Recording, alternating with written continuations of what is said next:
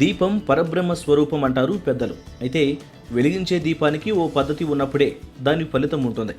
గ్రహాలలో దీపారాధన యోగవంతమైన ఫలితం ఇస్తుంది. ఏదో నూనెతో కాకుండా ఏ నూనెతో దీపం వెలిగిస్తే ఏ ఫలితం వస్తుందో తెలుసుకుందాం. దీపం లక్ష్మీ స్వరూపం.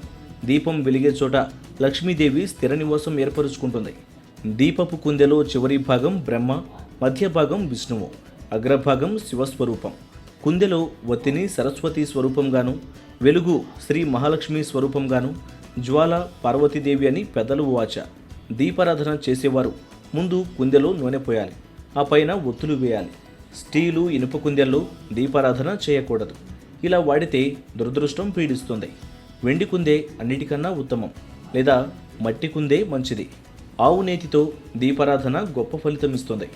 ఆవు నెయ్యిలో సూర్యశక్తి ప్రభావం ఉంటుందంటారు.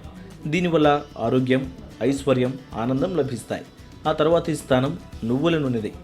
ఆవు నేతిలో నువ్వుల నూనె, వేప నూనె కలిపి చేసే దీపారాధన మరెంతో విశేషం. ఆవు నూనె, వేప నూనె కలిపి శివుడి ముందు వెలిగిస్తే అన్ని విషయాలలో విజయం సంప్రాప్తమవుతోంది. కొబ్బరి నూనెతో అర్ధనారీశ్వర రూపంలోని శివుడికి దీపం పెడితే చాలా గొప్ప ఫలితం, పుణ్యం, యశస్సు. గణేశుడికి ప్రీతికరం కొబ్బరి నూనె దీపారాధన. దీనివల్ల ఏ పనిలో ఆటంకం రాదు.